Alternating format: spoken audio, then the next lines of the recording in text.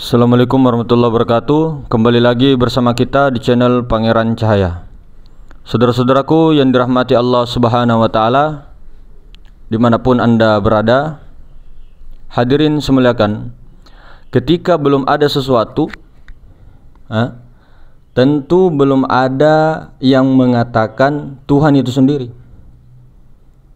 Kemudian Tuhan itu berkehendaklah dirinya untuk disebut dan minta untuk dikenal, maka dijadikanlah, diciptakanlah nurnya, dijadikanlah nurnya. Maka apa yang dijadikan? Nurnya dari dirinya sendiri. Tuhan ini mentajalikan dari dirinya sendiri, yaitu nur Tuhan, nur ilahi. Nur ilahi inilah yang bernama Allah. Nur Tuhan inilah yang bernama Nurullah, nur ilahi. Nur Tuhan inilah zat mutlak, yaitu maha ruang. Maha ruang inilah yang dinamakan Allah Ta'ala, hadirin. Maka hadirin semulakan, setelah menjadikan daripada nur Tuhan itu sendiri, itu kedudukannya pada apa? Martabat ahadiyah, martabat la ta'yin. Kalau Tuhan itu martabatnya tidak ada, maksudnya di atas para martabat, dinamakan kunhizat. Nah, kemudian apa yang pertama dijadikan? Tajalli apa yang dijadikan Allah Subhanahu wa Ta'ala zat mutlak itu? Apa? Itu adalah Nur Muhammad. Nur Muhammad. Setelah tadi Tuhan menjadikan tajallinya, rahasianya, yaitu zat mutlak yang bernama Allah, kemudian Allah Ta'ala mentajalikan lagi dirinya, percikannya, itu yang bernama Ahmad, bernama Nur Muhammad. Nah, dari Nur Muhammad ini, yang batin ini, Nur Muhammad batin ini daripada Nur Allah, daripada maha ruang, daripada zat mutlak. Ini Nur Muhammad inilah yang dinamakan Ahmad, pangkatnya Rasulullah. Inilah yang Ahmad, yang Qadim ini, daripada yang Qadim. Nur Ahmad inilah daripada zat mutlak yang bernama Allah. Itu Allah juga bisa juga dinamakan Nur, bisa juga dikatakan, diistilahkan maha ruang, maha suci kah, maha hidup kah, maha kuasa. Ini loh maha ruang. Ini juga dinamakan sir Tuhan, rahasia Tuhan. Maka insan alam semesta daripada nur maha ruang itu, daripada Nur Muhammad daripada Nur Allah dari Tuhan. Maka ini jelas-jelas dijelaskan tentang martabat ahadiyah. Martabat ahadiyah ini dijelaskan la ta'yin kepada ta'yin awal. Maka Allahu nurus samawati wal ardh, Allah itu nur langit dan bumi. Perumpamaan nurullah ini seperti sebuah lubang yang tidak tembus. Nah, di dalamnya itu ada pelita besar. Pelita itu di dalam kaca, dan kaca itu seakan-akan bintang yang seperti mutara, yang dinyalakan minyaknya daripada pohon zaitun yang banyak berkahnya, tidak tumbuh di sebelah timur, tidak pula di sebelah barat. Nah, sedangkan yang minyaknya saja itu hampir-hampir menerangi walaupun tidak tersentuh api.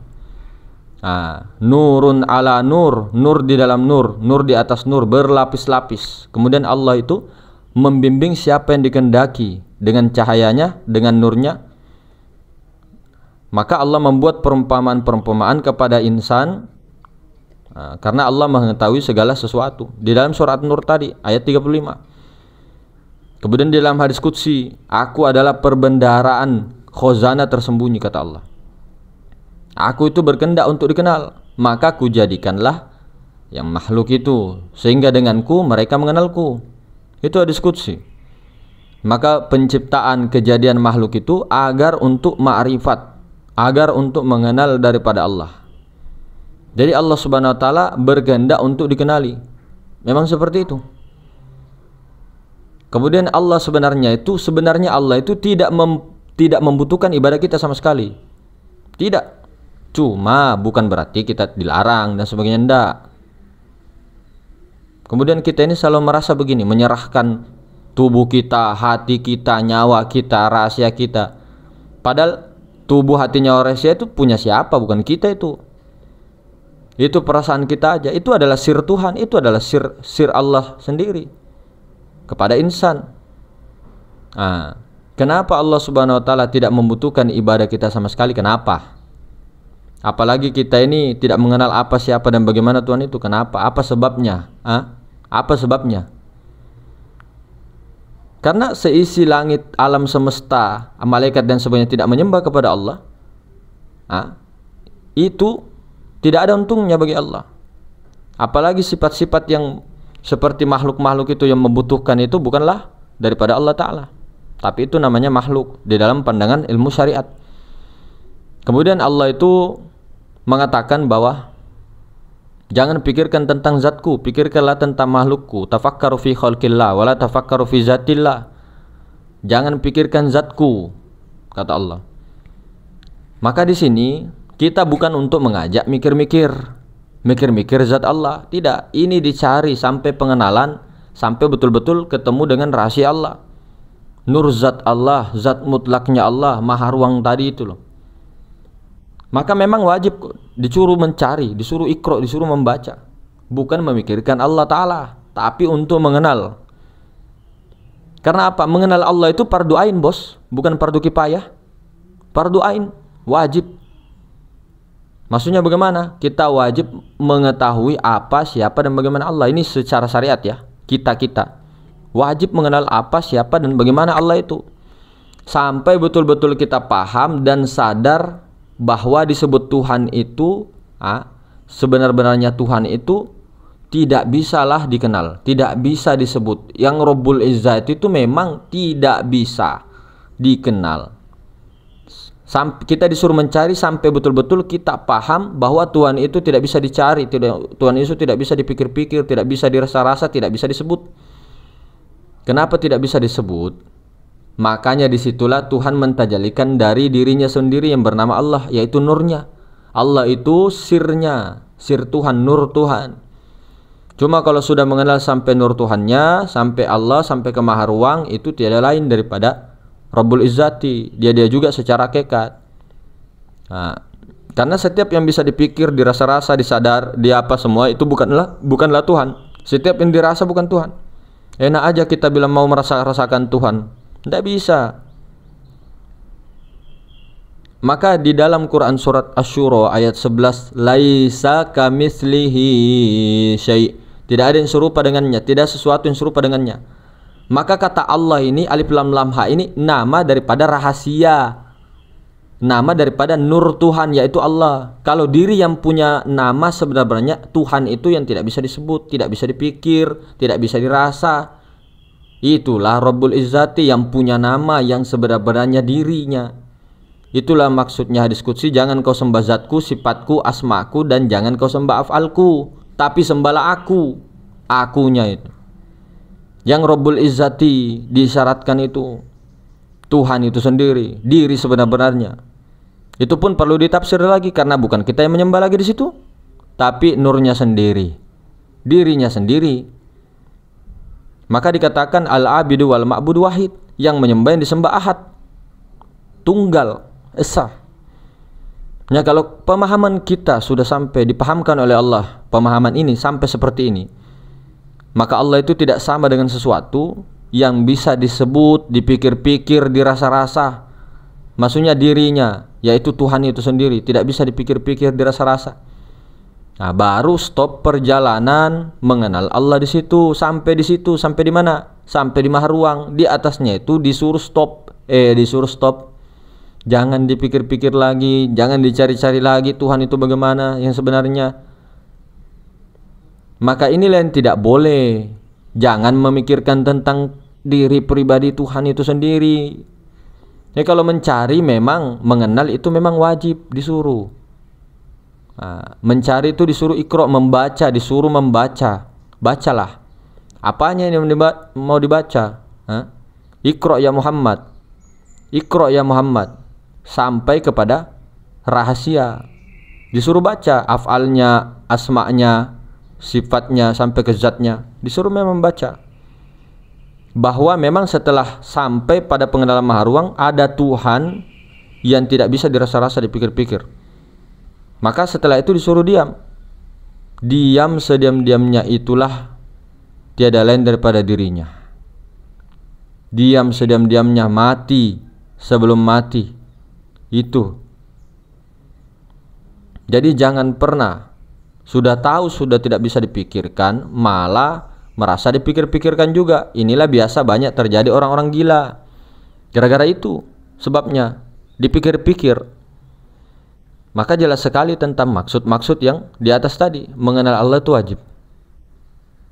Nah, kalau memikir-mikirkan tentang Tuhan ya memang tidak boleh. Jangan terbalik. Sementara kebanyakan kita sebelum ini tidak mau mencari, tidak mau membaca Iqra ya Muhammad, belum apa-apa sudah disekak memang, sudah mengatakan memang Allah itu tidak bisa dipikir-pikir. Jangan kau gila kau nanti. Ya memang siapa memang mau pikir-pikir. Cuma disuruh cari, disuruh baca. Coba lihat kisahnya Nabi Ibrahim. Gelarnya apa Nabi Ibrahim itu? Khalilullah, kekasih Allah. Apa gelarnya lagi? Bapak Tauhid. Dinobatkan sebagai Bapak Tauhid. Nabi Ibrahim. Ada kan kisahnya dalam Al-Quran itu. Beliau akhirnya menemukan yang disebut Allah itu melalui perjalanan-perjalanan spiritual, pencariannya, perjalanan-perjalanan itu semua. Kan semua tahu di dalam Al-Quran itu. Ketika malam telah tiba, suatu kisah itu ya, Nabi Ibrahim melihat sebuah bintang. Kemudian beliau berkata, oh inilah Tuhanku, kata Nabi Ibrahim toh. Akan tetapi tatkala bintang itu tenggelam, maka apa kata Nabi Ibrahim? Oh saya tidak suka kepada yang tenggelam-tenggelam begini, ini bukan Tuhanku ini. Nah kemudian yang kedua, tatkala Nabi Ibrahim melihat daripada bulan terbit, melihat ada, oh berkatalah ini mungkin Tuhanku, ini Tuhanku. Tetapi setelah itu bulan itu tidak ada, terbenam, maka beliau berkata, sesungguhnya Tuhanku itu tidak memberi petunjuk kepadaku, pastilah aku orang-orang yang sesat. Ini bukan Tuhanku ini, karena dia terbenam. Kemudian melihat lagi matahari terbit, berkata Nabi Ibrahim dalam sirnya, oh inilah mungkin Tuhanku, karena ini lebih besar daripada bulan tadi. Maka tatkala tadi matahari terbenam, maka beliau berkata kepada kaumnya, aku berlepas diri daripada apa yang kamu persekutukan semuanya. Maka setelah itulah barulah paham Nabi Ibrahim alaihi wassalam tidak bisa dipikir-pikir, dirasa-rasa, tidak bisa disebut-sebut. Tapi beliau menemukan hikmah perjalanan spiritual yang sangat baik di situ, sampai mengenal zat mutlak yang maha ruang itu. Beliau menemukan itu. Maka inilah yang banyak sekarang dilalaikan oleh kita-kita, guru-guru kita sebagian loh ya, oknum ulama-ulama kita masa kini, di dalam terutama menyampaikan, mentablikkan, menyiarkan daripada apa? Ad-dinun nasihah. Tidak salah sebenarnya. Cuma kebanyakan begini, lebih banyak bicara tentang hukum-hukum macam-macam. Sedangkan peneranan makrifat kepada Allah sering-sering sekali diabaikan. Padahal tahu awaluddin ma'rifatullah. Padahal kalau kefahaman keimanan itu sudah mantap tentang Allah, pemahaman umat tentang hukum itu pasti lebih jos lagi. Kalau sudah mantap tauhidnya, imannya, akidahnya. Maka ulama-ulama sebagian lalai, sehingga sehingga umat itu lalai. Islam itu ad-dinun nasihah. Maka Islam dibangun dengan usuluddin. Usul tauhid dengan usul fikih. Tapi mengapa kemerosotan umat sekarang semakin merajalela? Kenapa? Karena tema-tema yang dibawakan oleh penyampaian selama ini tidak imbang, bos. Tidak imbang. Antara usul tauhid dengan usul fikih itu tidak imbang.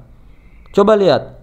Ini PR bagi siapapun yang merasa, siapapun yang disebut ulama kah, oknum, atau kiai kah, atau dai kah, atau tuan guru kah, atau sayyid kah, atau habaib kah, atau ulama-ulama kah, atau gus kah, dan sebagainya. Marilah kita ini PR-nya.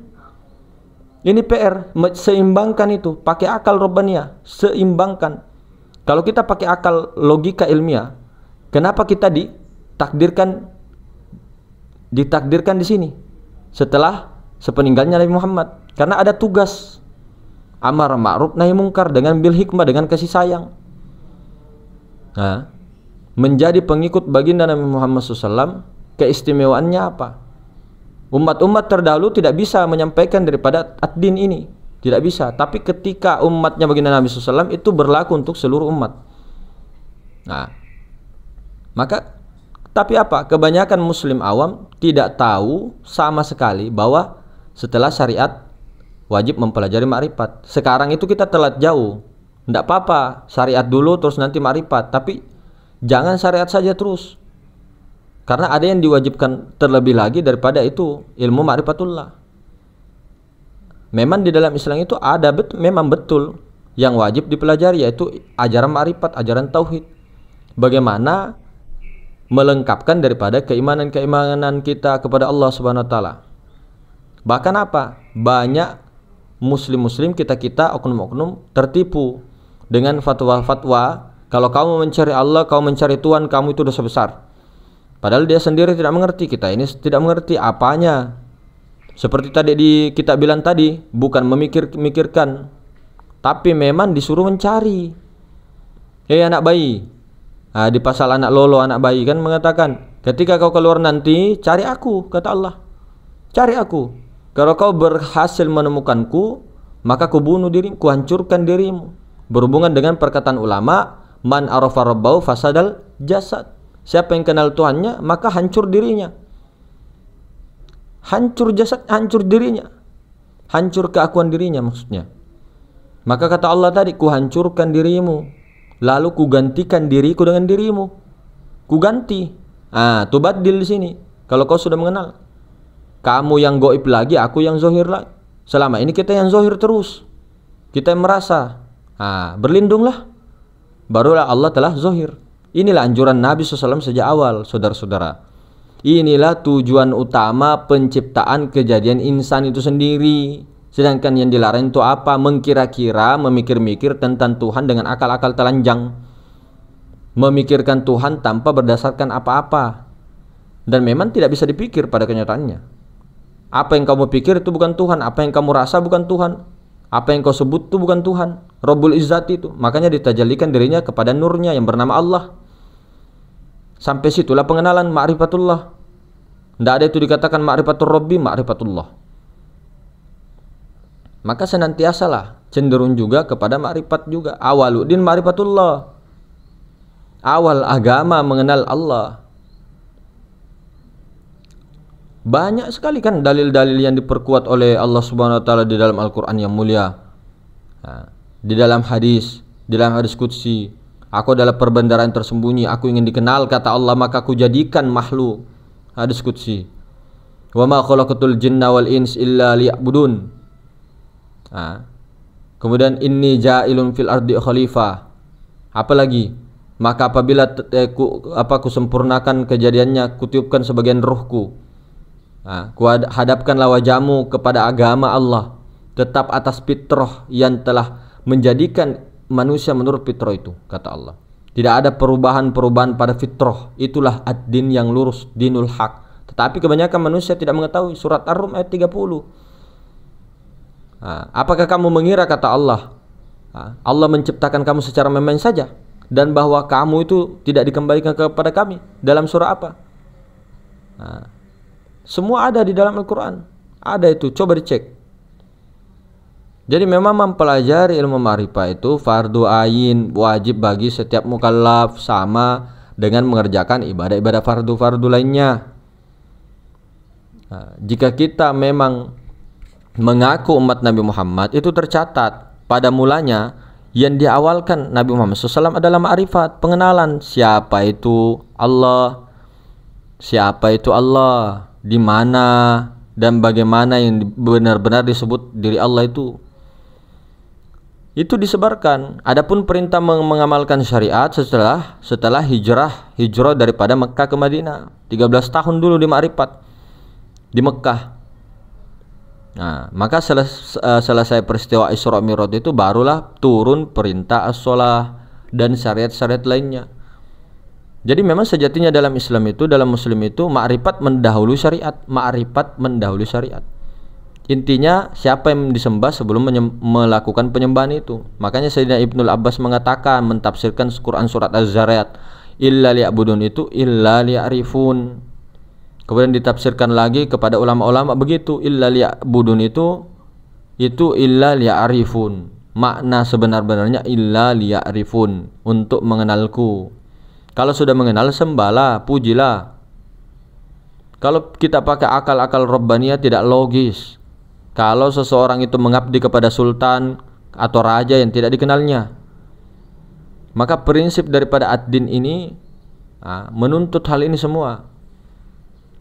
Kan orang bodoh itu mau menyembah tapi dia tidak tahu apa yang disembah. Dia mau berbakti kepada raja, kepada sultan, tapi dia tidak kenal siapa sultannya. Kan apa itu namanya? Maka ilmu ma'rifat inilah yang mengingatkan manusia itu sendiri bahwa penobatan Tuhan itu sebagai Tuhan tidaklah sahih sebagai Tuhan jika kriterianya didapat tentang persangkaan teori manusia saja. Makanya dikatakan hanya Tuhanlah yang mengenal Tuhan itu sendiri. Hanya dirinya lah yang mengenal dirinya. Sebuah hubungan baru terjalin dengan baik setelah seseorang itu memperkenalkan dirinya. Sekiranya terjadi proses saling mengenal, kenal mengenal, barulah begitu. Maka dalam ajaran ma'rifat memang Allah Ta'ala lah yang memperkenalkan zatnya, sifatnya, asma'nya dan af'alnya kepada makhluk melalui firmannya, melalui hadisnya, melalui kalam-kalam wali-wali Allah, kekasih-kekasihnya. Ini apa? Agar manusia itu tidak mengulangi kebodohan umat-umat yang sebelumnya yang menyembah patung, menyembah togut setan, menyembah berhala, kesyirikan yang banyak begitu, najis batin itu. Karena Allah itu maha mengetahui segala sesuatu. Contoh ini dalam namanya saja, Allah itu maha mengetahui segala sesuatu. Dimanapun kamu berada, di situ ada Allah. Dimanapun kau hadapkan wajahmu, di situ ada wajah Allah. Banyak sekali, sering diulang-ulang. Maka berdasarkan ayat-ayat di atas itu kita bisa ambil pelajaran, ibroh, menyadari memang Tuhan itu memang maha tahu, maha meliputi segala sesuatu. Itu memang mengisyaratkan bahwa Allah Ta'ala meliputi alam semesta, sehingga kemanapun kita hadapkan wajah, di situ ada wajah Allah, di situ ada zat mutlaknya Allah, zatnya Allah, sifatnya, asmanya, af'alnya. Maka dikatakan dekat tak tersentuh, jauh tak berjarak. Maka memang Allah mengetahui gugurnya setangkai daun, karena Allah meliputi seluruh alam. Ini logis.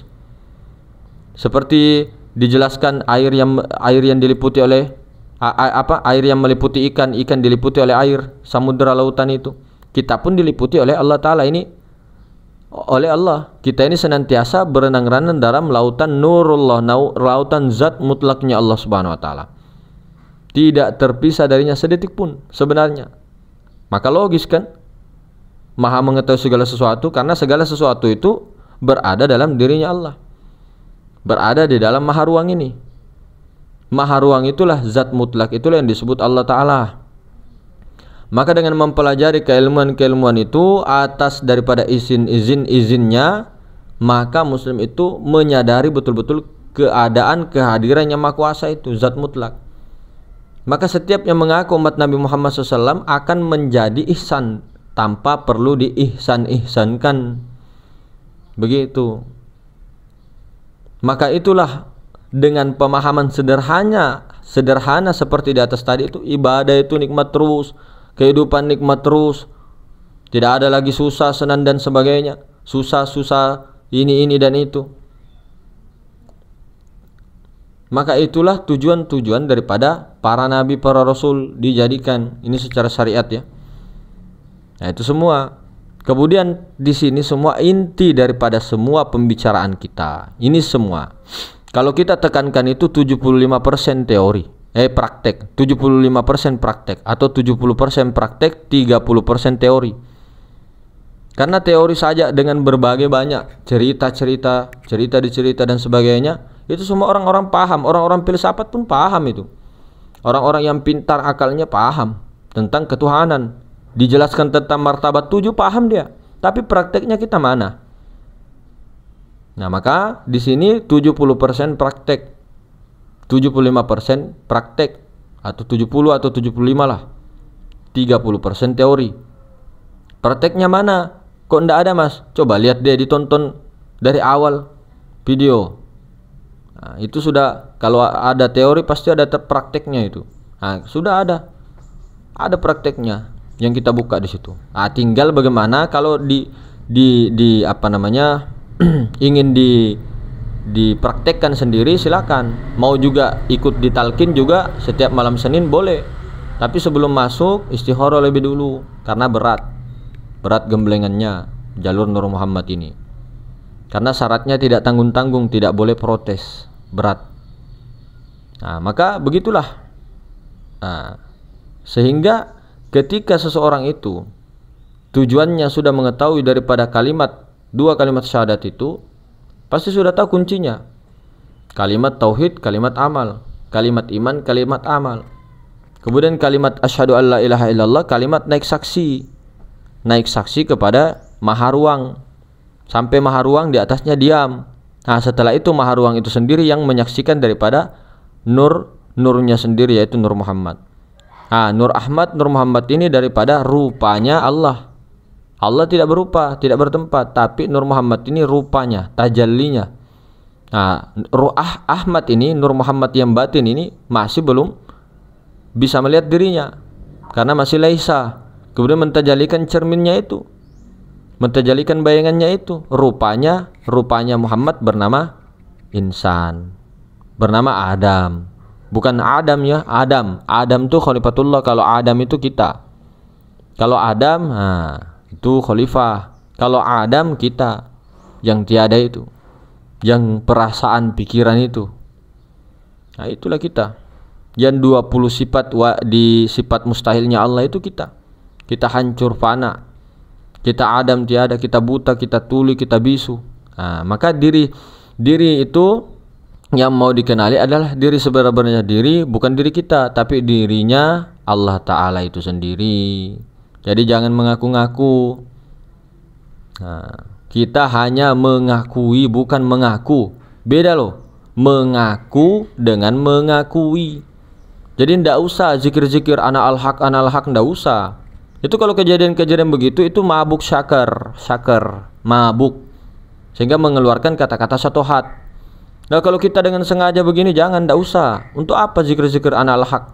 Mau kau zikir la ilaha illallah kah, Allah kah, hu Allah kah, atau apa? Yang penting sudah paham la ilaha illallah saja zikirnya. Yang penting sudah paham duduknya, itu sama saja. Mau huwa ka, huma ka, hum ka, anta, antuma, antum, anti, antuma, antunna, anaka, nahnu ka, kami ka, mereka ka, dia ka. Sehingga orang sudah paham kesadarannya tuh badil itu, apa saja kau ucapkan. Mau begini saja, sudah zikir namanya. La la la la la la la la la la la la. Itu sudah zikir namanya. Sadar. Tapi kalau orang yang melamun, kosong penglihatannya, kosong, tidak tahu apa-apa, itu bukan zikir namanya, zakah. Jadi begitu. Kalau orang salah di dalam pengenalan ini, jadi ngeri. Maka itu tadi, apakah kamu mengira kata Allah, kau kujadikan itu hanya untuk main-main saja? Lalu kamu kira kamu itu tidak dikembalikan kepadaku, tidak mempertanggungjawabkan. Oh, jangan kau hanya ambil ayat 1, wamal hayatad dunya illal mata'ul gurur. Sungguhnya dunia ini hanyalah permainan sendau gurau, pameran belaka. Itu satu ayat. Ambil juga ayat-ayat yang lain. Jangan cuma satu ayat kau pegang, kau jadikan dalil, baru kau tidak jadikan juga dalil yang lain, sementara di yang lain juga itu ada. Nah, itulah makanya kalau baca Al-Quran tafsir baru kau kesyariatkan, itu ada ulama yang paham. Perlu 15 bidang ilmu di situ, ilmu wahbi kah, ilmu bayan kah, ilmu mantik kah, ilmu lugo kah, ilmu nahwu kah, ilmu sorof kah, semua ma'ani kah, semua harus paham kalau mau disyariatkan. Tapi kalau kau baca-baca Al-Quran sendiri, kau tafsirkan sendiri untuk dirimu sendiri, ya tidak masalah. Tapi kalau kamu mau jadikan hukum hujjah kepada orang lain, kita siapa? Kita bukan level mujtahid, bos. Kita bukan Imam Asy-Syafi'i.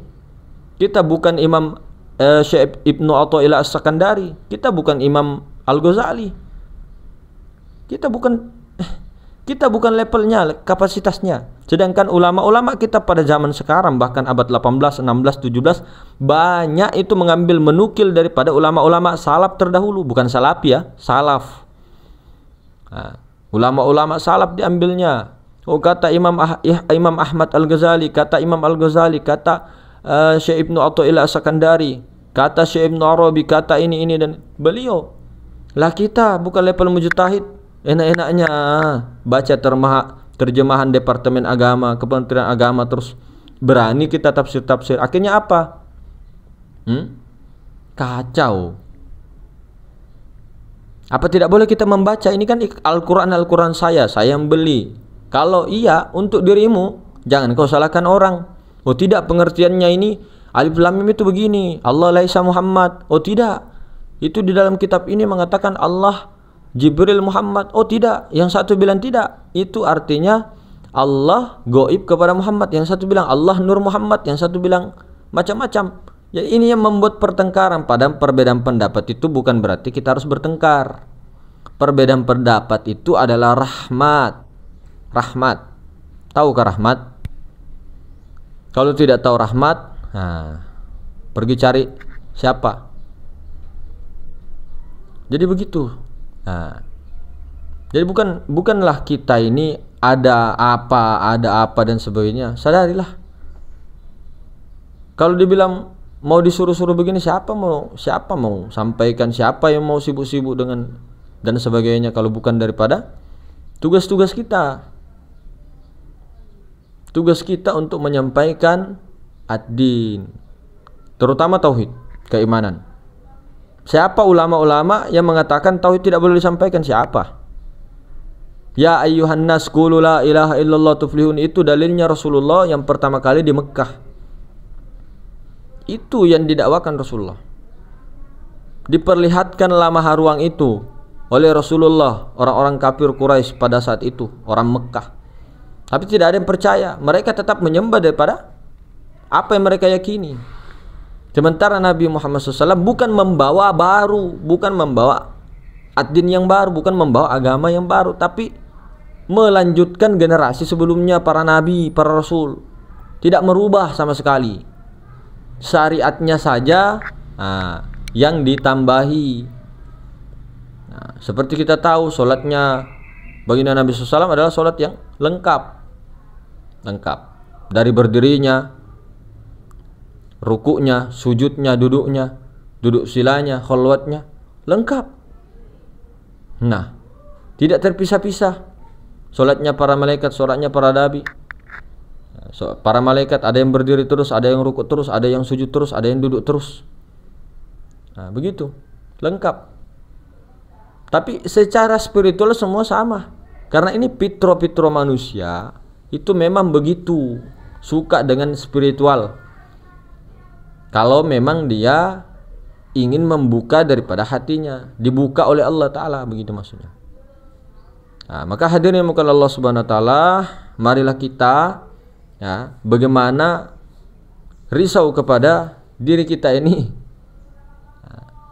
Yang penting tahu deh, takdir itu telah ada, yang dijadikan Allah begini begitu. Tapi bukan berarti kita tinggal diam saja. Tinggal diam duduk, tahu-tahu berak. Tidak begitu.